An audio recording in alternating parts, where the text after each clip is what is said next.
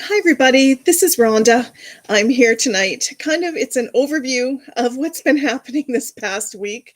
I had planned on going on earlier, but it's just been a crazy week, crazy day. I created a little frame. I'm going to start playing with some frames on the videos that I do. Um, on the bottom corner, you'll see our website. So if you have any questions, if you want to check out our information, that's our website, thepowershift.ca. So my name's Rhonda Swinar. Um, I'm with a member of the Canadian People's Union, and this is the nonprofit, a registered nonprofit, membership-driven organization that researched and created the Power Shift solution for all Canadian citizens and Indigenous people to take action for free. You do not have to pay anything to take part in the Power Shift solution. It is completely free for everybody who is a citizen. You need to be a citizen or Indigenous person, age 15 years and older. That's the requirements, and that's pretty much it. If you're a Canadian citizen living in another country, that's fine. You can still sign. And basically, it's signing an agreement that is legally termed the Convention of Consent. And it's basically just signing an agreement that you're uniting and agree to unite with everybody else in Canada who signs this agreement for our collective rights, for our right to hold those that we elect accountable 365 days a year, that we want our collective political and civil rights in order to have final decision making on policy that affects our daily lives. I'm not talking about every decision that government makes. I'm talking about the major ones that affect our daily lives or that have extreme repercussions on our income, extreme repercussions on our housing, extreme repercussions on our ability to feed our families and house our families, our basic needs, basically. We have in Canada what is known as a representative democracy. So we have two types of democracies in Canada. We have a political democracy, which is parliamentary democracy. And then for us, the people, we have what's known as representative democracy, whereby we vote for a couple, take an hour out of your day once every 4 years and go vote. And that's the end of your democratic input as a citizen or Indigenous person of Canada. That's it. That's the end of it. Because basically what you're doing is you're giving somebody else your voice for the next 4 years. The problem that we're seeing, or the problem that we've run into, um, and it's always been this way. Don't think that the government suddenly changed something and now all of a sudden it's this way. It has always been this way since 1867 and before. It has always been this way in Canada, whereby those in parliament or legislatures make decisions for us all. It's this big myth that they appeal to us or work for us or anything like that, because they really don't. Once they're elected, they work for their political parties. Well, even prior to election, it's their job to get elected. If they get elected, they've done a good job, and they get to be in parliament and earning a decent wage and with amazing perks for the next 4 years. If they're in for 2 terms, they get a life. They kind of get a golden parachute of their income for life. So and when I say life, I mean in retirement, they retire with the same income that they've made. I don't know of any retirement plan that allows you to work for just 6 years and earn close to 200,000 a year, 150,000 a year, whichever it's going to be at the time. So anyway, that's neither here nor there. That's just me digressing over how our country is governed and how our system is really set up. And that's what I talk about, really, is how our system is really set up in Canada, how we're truly governed. Nicole talks about the strategy around the power shift. She talks about the strategy of the CPU. She talks about how we're working with our lawyers and what we're putting out, that type of stuff.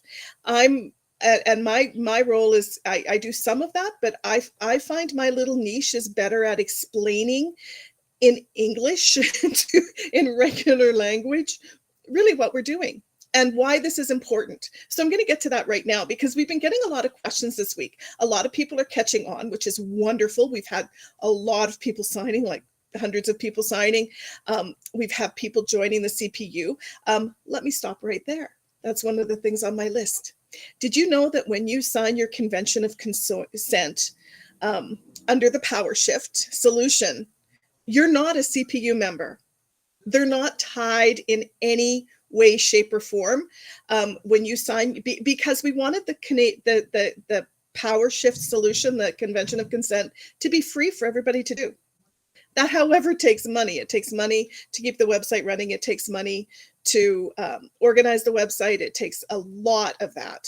You know, just to keep everything going takes money, and we're self-financed. Just so you're aware, we don't get any funding aside from what we get through donations and memberships. We are a membership-driven, registered nonprofit in Canada. That means the majority of our revenue, or how we stay operating, comes from membership dues. And the membership in turn helps do a lot of the work. That's kind of what we do. That's how it's been set up. That's how a lot of nonprofits are set up. No one draws a wage at the Canadian People's Union. No one gets paid to do any of the work. If we're lucky, at the end of the day, there's a little bit of money left over, and we may get a T-shirt for a special occasion if we're lucky. That's kind of, and really, for the most part, it's just no one really. It doesn't matter to anybody because they know when they get into this, they're not doing this as their career or as their job. We all have income sources, careers outside of this. We're doing this because we're passionate about the future for our children, future generations, and to ensure that our children and future generations continue to have a voice, or begin to have a voice. One of the things with the democratic system, any democratic system, is it's really important that the citizenry, or the citizens and Indigenous people, in this case of Canada, don't forget that they have a responsibility. And the responsibility is that they stay on top of what's happening in their parliaments so that when they can vote accordingly. This is a responsibility that we have been told for decades by our political parties and by our own government and by our own representatives. Oh, don't worry. Once you vote me in, I'm going to look after everything for you. You don't have to worry. Well, really, that's not what happens. What happens is they work for the political party, not you. If the political party has an agenda that's very different from what they've promised, they don't have to fulfill any of their promises. They can just go ahead and do what the party wants them to do until the next election. And again, because we're not a responsible citizenry, we don't remember, we don't keep track of what promises we've been told, what actions have been taken in relation to those promises, unless it's sort of blatantly affecting our daily lives. Only then do we start to notice. So they get away with all of these promises that they rarely ever uphold when it comes to promises to us. So that's what we're working on, and that's what we're about. I'm not going to answer any of the side questions that have absolutely nothing to do with my topic for today. So my topic for today is what we've talked about this week under the PowerShift, as well as what we are going to be doing going forward, what's happening at the end of July, those sorts of things. So for all of the people that want to know about all the world events that are happening and all of this other stuff, and I see you commenting in here, no, we're not, I'm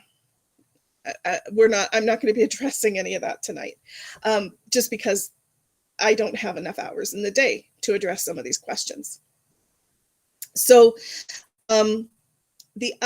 so to make it simple, to make it really, really simple, what we're doing with the PowerShift is we are allowing the citizens and Indigenous people of Canada to finally do what none of our leaders will do for us.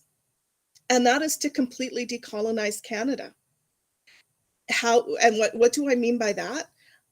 I mean that in order to decolonize Canada, the people should be the final decision makers. The people of Canada, the rightful shareholders and owners of this country, should have the final decision-making authority over government decisions. And now that's a scary process. That's a scary thought, because we have been bombarded for almost our whole lives with the fact that collective rights are dangerous. Collective rights have no place.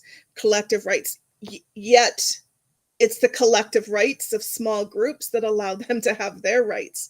It's the collective rights of special interest groups that allow them to have their rights. It's the special rights of lobby groups and corporations that allow them to have their rights. It's the collective rights of, we see collective rights all over the place. But for some reason, we've fallen into this myth, or believe this big myth and lie, that it's dangerous for the public to have collective rights. That's not true.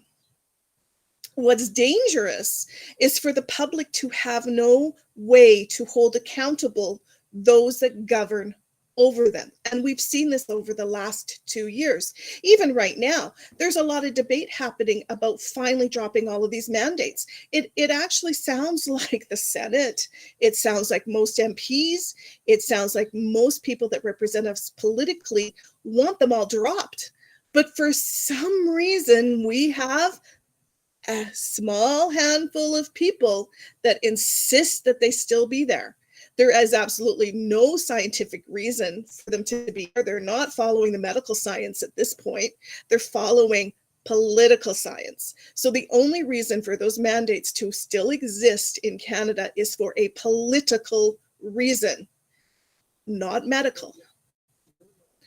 We've had, I don't know if you've been watching the news for the last 2 weeks, but in the news, in mainstream media, on a lot of different shows, on CPAC even, there were doctors on there talking about how there is absolutely no medical reason for travel restrictions. There's no medical reason for any restrictions at all anymore, like the federal government's employees having to be vaccinated. It makes no medical logic sense anymore. And that is exactly why we need the power shift, why we need you. This isn't going to get done without you. This is up to you to sign your convention of consent, up to you to show up when needed, up to you. No one can do this for you. This is not a representative action. This is an action that involves you.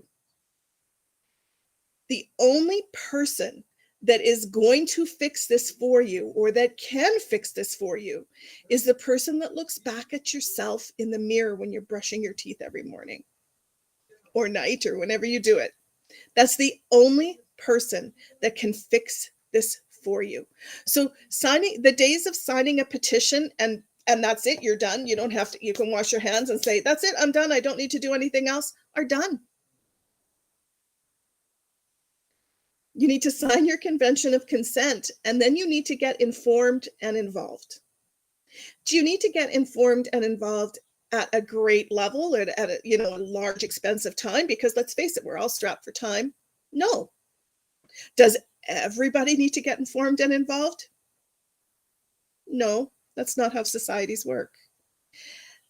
However, at least 40% of us need to get informed and involved. We can do it probably with 30, but 40% are good. People keep rambling around about needing 51%. Well, if you want to go for an amendment, if you want to go to court and do a constitutional challenge to an amendment, or to have an amendment, you need to find a way to actually demonstrate that you have enough representation that the people want this. How does the government get away with it? because we certainly don't have referendums around this, and that's truly what the government should be doing. So how do they get around this? Well, they get around this through polls and surveys that they pay for, that I should say we pay for, and they poll on average. Each of these polls or surveys reach about 1,600 people across Canada because of the way the polling is done, or the way the polling used to be done. They say this guarantees that if there is a referendum, that this is how the people would vote. Well, if you break down the numbers, and all of this research into that magic number of 1,600 or whatever it was all done prior to social media, was all done prior to the massive uptake of the internet, was all done prior to smartphones, was all done prior to all of that. All of the research that went into that magic number was all done to us being able to reach massive numbers of people in a second, in a click of an enter button. So they went to court years ago. The government went to court years and years and years ago around the P3s, so the private-public partnerships, because moving everything inside of our system of governance from the government alone, or private business alone, or public, which is our whole government, provincial and federal government employees, the public service. Each of those used to be responsible for certain things, and they never really intertwined unless it was a special project.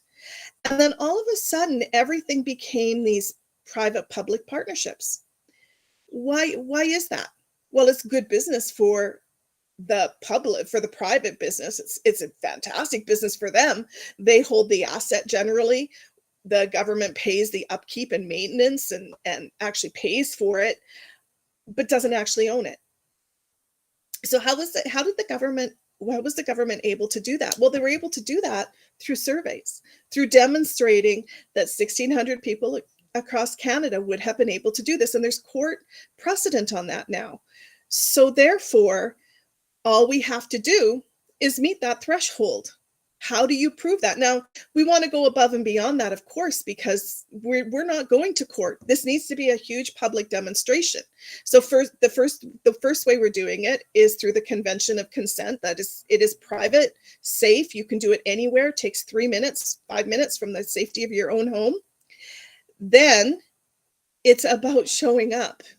We have never, until now, done any demonstrations. We have never gotten in public to celebrate because we're not protesting anything. We have nothing to protest for. We've silently been working towards getting our civil, or our collective civil and political rights, but that's not a protest. That's more a celebration, because in demonstrating, we're coming together as a people of Canada together for the first time ever in our history. Canada was supposed to be these two cultures that walked these parallel lines, or were in their boats on these parallel lines. And we were supposed to be linked together so that neither of us got ahead of the other. And that in tandem, we worked together to create a country that benefited us both. And before any of us that live right now were born, that was lost. And it was promises that were made to the existing people of this land when the Europeans came. It started with the Dutch and it continued on. And you can see pictures in history, and you can see how the old government, or the kings and queens of the time, how all of their declarations or proclamations included this. And then it just sort of got lost. It gotten forgotten. And it's time to remember. It's time to remember that we're supposed to be working together, and that we're not supposed to be working together under a totalitarian system, which is kind of what we have. We have a system of governance right now where our government, our federal government, and by extension, our provincial government, because they both work off of our constitution, our national constitution, our federal constitution is the law of the land. That's the ultimate law of the land. There's no body holding them accountable. The Crown of Canada is a paper crown. It doesn't really exist. The person exists, Queen Elizabeth exists, but she gave up her power to make any decisions in Canada in 1931. In fact, it wasn't her that gave it up. It was her predecessor.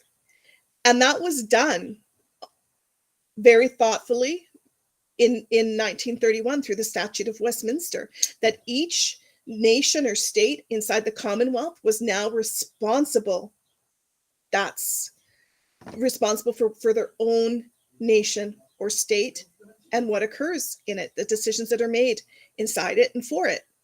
And so since 1931, our governments have been the decision makers for us. There's no one that they answer to. No one. The Governor General answers to them. The Senate answers to them in a way. The Senate is probably the strongest body inside our governance to hold our government accountable. It's supposed to be the sober second thought or sober second look to any decisions the government makes. And we're starting to see them take that role seriously, which is wonderful, because for many, many years, it was just sort of anything that passed in the House of Commons just kind of automatically passed in the Senate. Very few things didn't pass Senate. Now we're seeing things being looked at. We're seeing things being questioned. Basically, because of what's happened over the last 2 years, I believe. That's my own personal belief. They're now seeing the massive misuse of authority and power over our daily lives. Our governments were never intended to be intrusive in our daily lives to the extent that they are now. And nor should they be. We should not wish for a government to make every decision for us or to be able to follow our every purchase or our bank accounts or anything like that. That is actually quite dangerous, and again goes against what is probably best for everybody. People are asking now. I'm going to change topics, folks. This is kind of the way I roll. So that's pretty much that in the basics. And if you want to learn more about that on YouTube, on our channel, our YouTube channel under the Canadian People's Union, there is a series of videos called Morning Coffee Revolution. There's, I think, 36 or 39 videos there, and they sort of explain our governance in more detail than I've done here for these few minutes.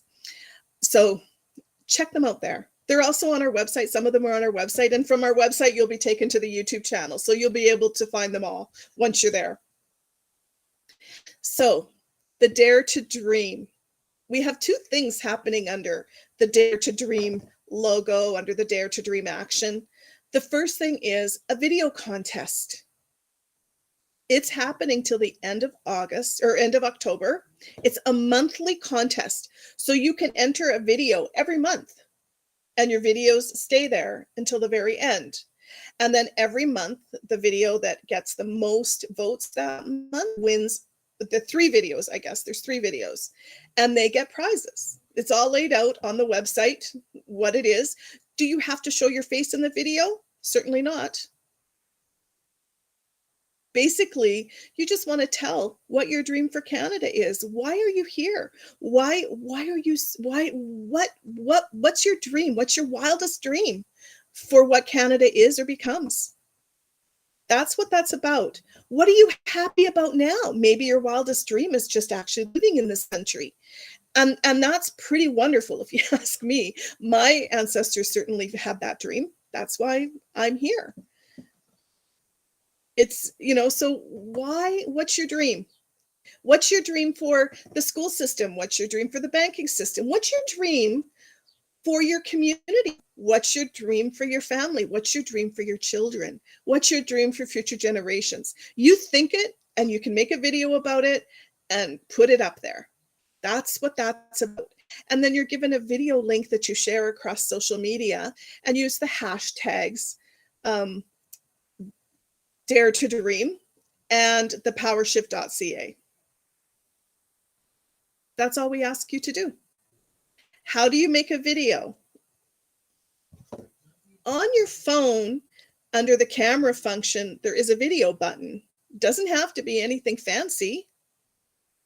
And then from there, you can upload it right to the program. There's a link on our website. There's a link to the program that we're paying for to organize this and to run this. Actually, it's kind of a company that specializes in doing this.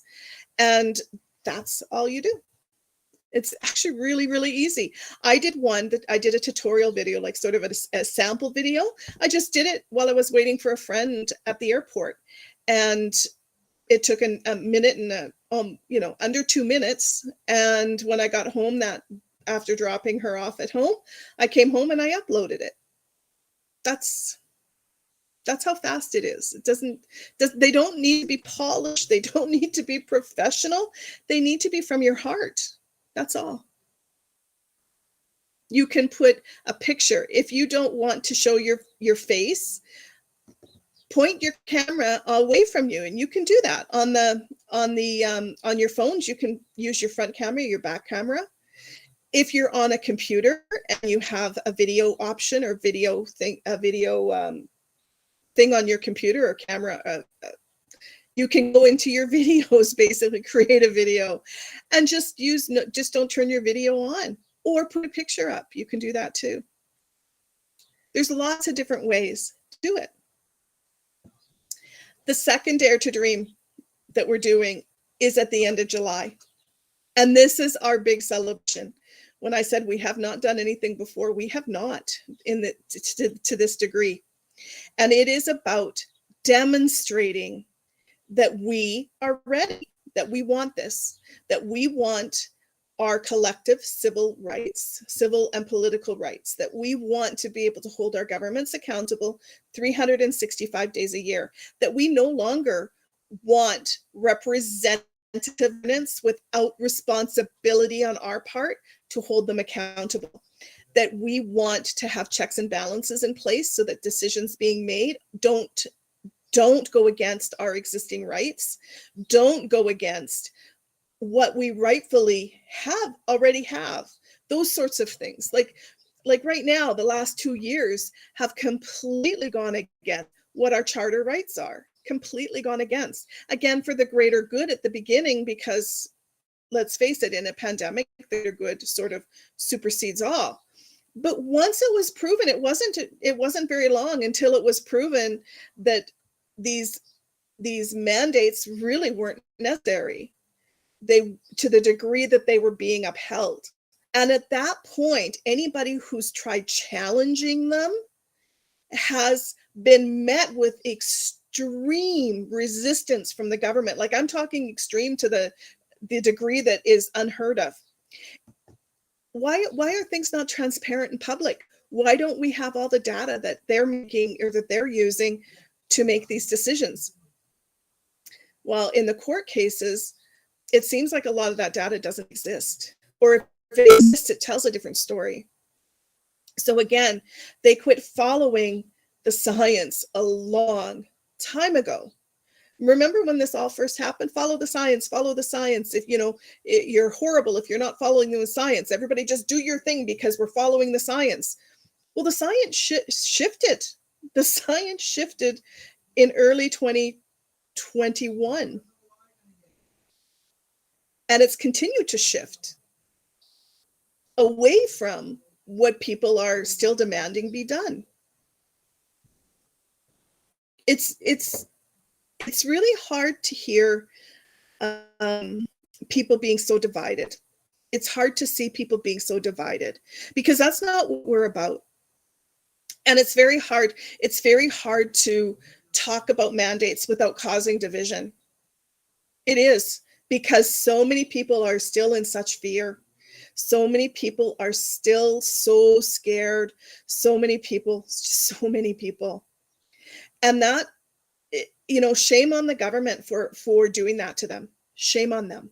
Shame on them for not correcting and instead doubling down. Shame on them. And that's what we need to stop going forward. When our government represents us at international events, we really should be having referendums on the major decisions that they're going to be making on our behalf to ensure those are decisions that we really want. That's a democratic country. That's a country where the people have a voice. We should not have to take our government to court on decisions that they make that take away parts of our rights, that take away parts of our charter, that take away our ability to feed our families, that take away our ability to have housing, all of those things.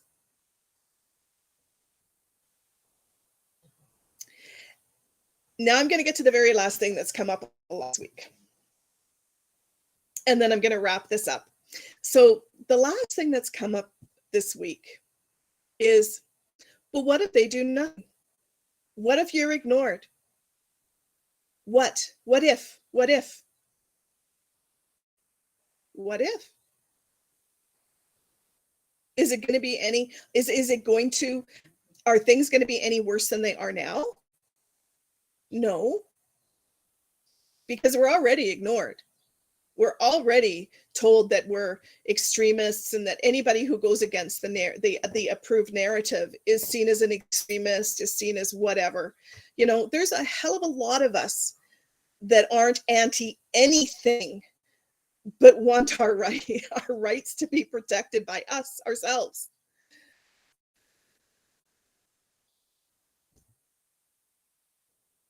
So if they don't listen to us, if they choose not to do anything, remember, this isn't just Canada that we're talking about. This is also a demonstration to demonstrate to the UK Parliament that we are ready. Something our own government has never allowed us to do, and that they legally were supposed to do 15, they had a 15-year span after the 1982 Constitution was put in place. They had 15 years to get the voice of the people on record, and they never did. Instead, at that 15-year mark, what our representatives did was they had the Calgary Declaration. It was exactly what they did in order to put the amendments to the Constitution over to the UK. 12 of them met in a room in Calgary, stroked out a letter, and sent it to the UK.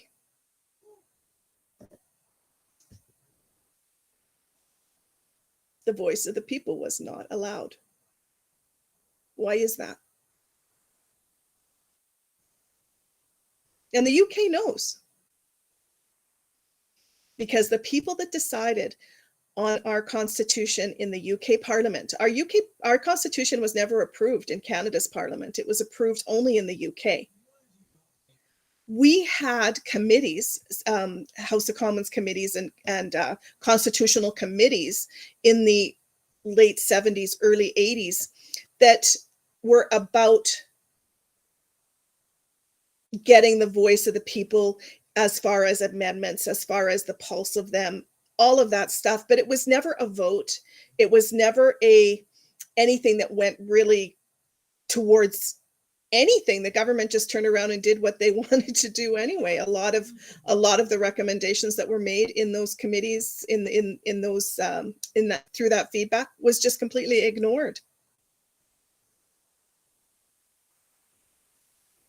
And how could they do that? Because it was all done quietly. Back then, there was no internet. If you weren't someone that was invited to be a part of that, you didn't know it was even happening. That's how our government operates. And they've done it for longer than anyone on this earth has been alive. Okay, so ask yourself this. I've already gone through the what if they do ignore us?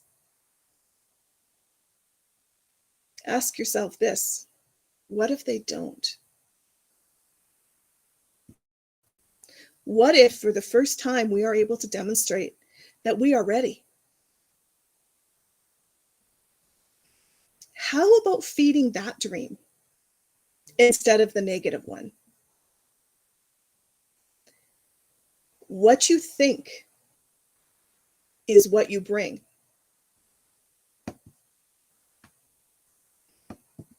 Bring us together. Shift your thinking to us being all together and working together instead of divided and so disjointed. Is it going to happen in a day? Is it going to happen in 3 days? Oh, no. It's going to take a long time. But a good start would be those 3 days, July 30th, 31st, and August 1st. That's happening in Ottawa, those 3 days. We get it that you can't all get to Ottawa. We get it. I don't live anywhere near Ottawa. I live a 4-day drive from Ottawa. We get it. So we're asking, if you cannot make it to Ottawa, if you live in a small town with the city hall, go to your city hall. If you live, or to a public place where people see you. If you live in the city that has a legislature, go to the legislature or to a public place where people will see you. We need people to take leadership of this and let us know what you want to sort of put some stuff out there. And then we can work with you to get some promotion stuff out there for what's happening in your city or town or municipality all across Canada. We want this to happen on July 30th, the Saturday. And we want to correspond it to the time in Eastern Standard Time where Ottawa is. So we want the stuff that's happening all across Canada to happen between the hours of 11 a.m. and 2 p.m. 3 hours, just 3 hours. You can extend it longer in your community if you want. But what we want to do during those 3 hours is to have video relays set up, to have people into Zooms, have your we can Zoom you in and have you show all of you cheering and all of that. That's and don't just do it because you're going to be on video.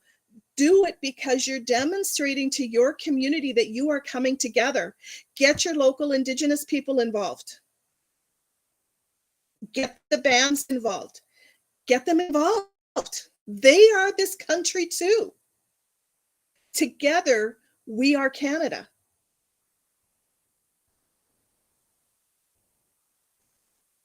That's what we're asking people to do. If you need help, we have a contact email for all help, and we're doing it this way so that it comes into one location and so that they then know what's going on. And the contact is at thepowershift.ca. And I'll put it in the either the explanation of the video or in the comments once this live is ended. And I think that's it. I think that's all I have to say today, because that's pretty much what we covered today. I know that Nicole has been doing she did 2 lives, one in French and one in English. I'm not bilingual, so I can only do it in English. She did 2 lives regarding a notice that we're sending to all parliamentarians about the fact that they're responsible for making sure this happens. They have an obligation to the people legally, and inside our Constitution, they have an obligation to the people to make this happen. And not just our Constitution, but international law, to finally allow us to decolonize all the way.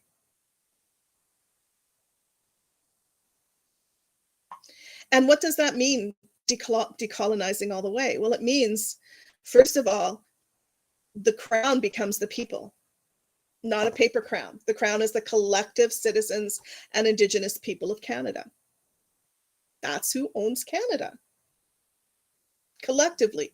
We don't each individually own Canada. We all collectively own Canada. Individually, we own one share or one piece. That's it. But all of us together make the whole. And that's what we're demonstrating, is that we're coming together to make that whole.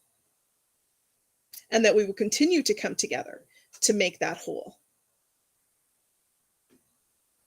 And I think that's where I'll end my video today.